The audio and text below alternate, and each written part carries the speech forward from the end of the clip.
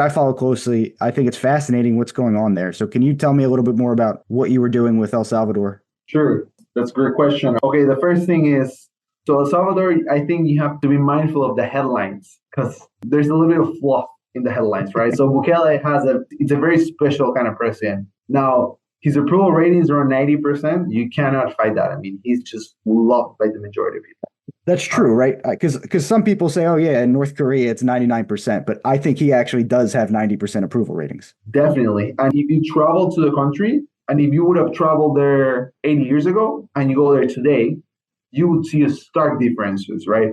So 80 years ago, or even right before he was in office, you could not leave your hotel. Yep. You could not walk around. That was just, you would be crazy to do that. You take a car to where you're going and you eat inside of a restaurant. Now you can walk around, you can eat outside. So it's stuff that I think even in Panama we take for granted, right? So I go to a restaurant and I sit in the terrace and I'm just sitting out and just looking at people and nobody's gonna bother me. In El Salvador, you would be insane to do such thing. So the security difference is stark. And obviously security is really important for a country and for the general business environment. So I think that I would buy it because he did something extremely positive for the country. Obviously, let's say he had to sacrifice maybe some freedom to do so because I mean he had to go a little bit overboard, but he had to take drastic measures because the country was in a very rough place.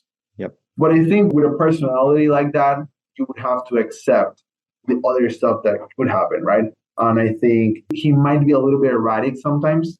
He has his own ways. I think there's a method to the madness, let's call it. So quick overview of El Salvador, just going straight to the country. So most of their debt is owned by their pension system.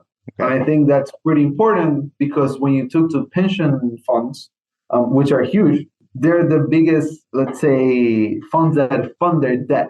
So if he defaults on the debt, he would default on the pension of the people. That would be unrealistic to happen. It's akin to cutting Social Security in the United States, right? Basically you're cutting everyone's retirement that they were counting on because they stopped funding the debt. There's no Medicaid, there's no Medicare, there's no Social Security. You get $0. So think about a president that would do that. Politically impossible. Pretty much, right? It is impossible. I mean, it is impossible for you to go into the fall like that. It's too entrenched. So we've always had this belief that he needs to find a way, and he will work with the IMF to find a way. That is just a reality. So, for example, last year we were involved in their 2023 debt redemption. It was a huge wall of maturity. Those are euro dollars. So those are bonds that are traded in just, let's say, the global over the counter. It's not local debt. So we knew he had to come up with a plan, and he did. To be quite honest, he did come up with a plan. He got the money how he needed to. He repaid everybody. So everybody was made whole. And I think that's pretty smart of him. So I think now the next wall that he has to hit is to finish working with the IMF package, finalize it, and then get it passed with a good fiscal package that makes sense, fiscal responsibility, fiscal spending, and whatnot, for him to then get a renegotiating and refine as a 2025, which is going to be the next wall of maturity. But I think that country, he knows how much to push the boundaries. I think that's a positive. So how would you say overall they are from a fiscal perspective? Healthier than they were, but are they healthy in general? Or yeah, I think the main issue, and I need to look at the latest figures. So they haven't published that many figures, right?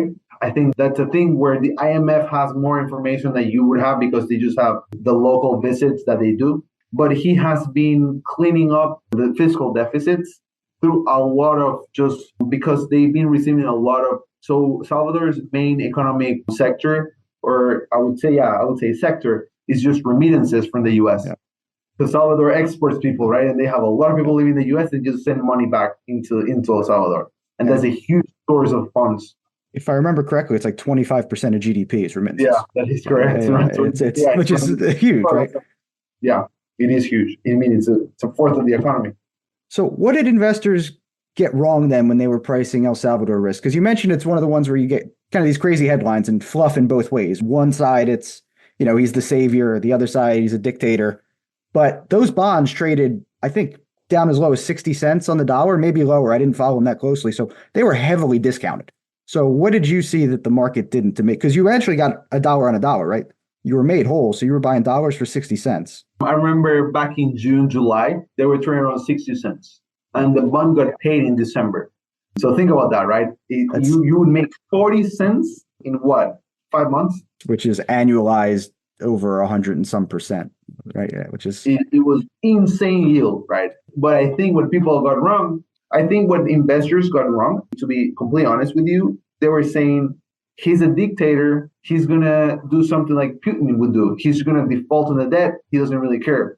What people didn't understand, I think, I could be wrong. I think what they didn't understand is the pension funds had all the money in there. He couldn't default on his own people. That would make no sense. If 100% of the, say, $2 billion were owned by Bank of America clients, then yeah, I mean, he would default that, right? Okay, But now I get it. So yeah, so investors were expecting like it was like Argentina's debt that's all foreign and no domestic because yes, that's what they've seen for defaults in Latin America. But they didn't realize it exactly. was all domestic and he was obviously going to pay back his pensioners. Yes, Yeah. exactly that.